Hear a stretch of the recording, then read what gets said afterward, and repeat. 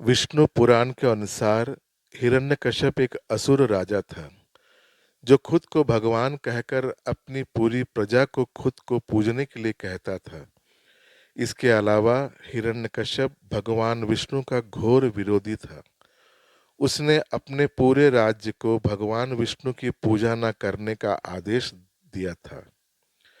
लेकिन उसका पुत्र प्रहलाद भगवान विष्णु का परम भक्त था।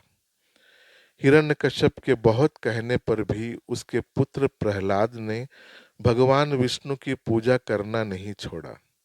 इस कारण से हिरण्यकश्यप ने प्रहलाद को कई बार मारने की कोशिश की, लेकिन प्रहलाद हर बार बच गया।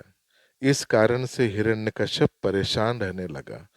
उसकी परेशानी देखकर उससे मिलने आई होलिका ने अपनी भाई से परेशानी का कारण पूछा।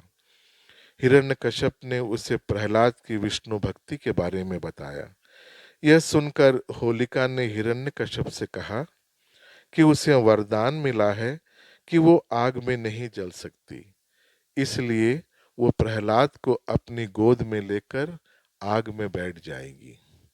आखिरकार वो दिन भी आया और होलिका अपने कहे अनुसार प्रहलाद को अपनी गोद में लेकर बैठ गई।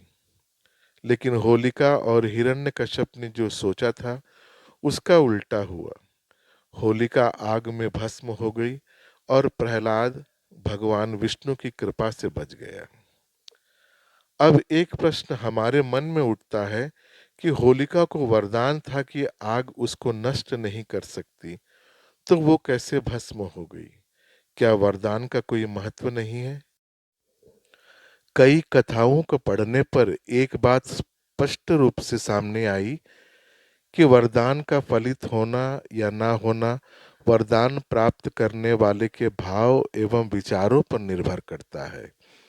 अगर वरदान प्राप्त करने वाला अपने वरदान का उपयोग स्वयं के स्वार्थ हेतु दूसरों को कष्ट देने और विश्व विनाश के लिए करता है, तो वह वरदान उस व्यक्ति के लिए अनिष्टकारी सिद्ध होता है। वरदान का दुरुपयोग जब प्राप्तकर्ता द्वारा होने लगता है, तब विधि के विधान में ऐसी परिस्थितियां उत्पन्न की जाती हैं जिसमें वरदान का भी महत्व बना रहे और उसका दुरुपयोग करने वाले को भी दंड मिले। इसको कुछ उदाहरणों से समझने का प्रयास करते हैं। किसी के शीश पर हाथ रखकर उसे भस्म करने का वरदान पाकर भस्मासुर अत्याचारी बन चुका था। मद में चूर वह नृत्य करते करते इतना उन्मादित हो गया कि अपने सिर पर हाथ रख स्वयं को नष्ट कर गया।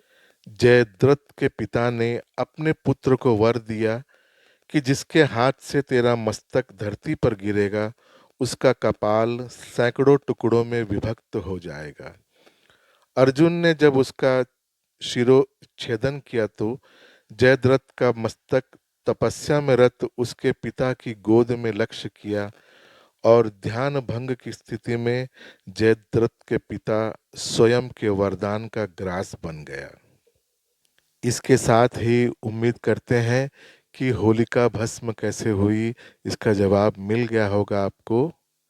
लाइक करें, शेयर करें और सब्सक्राइब करें। धन्यवाद।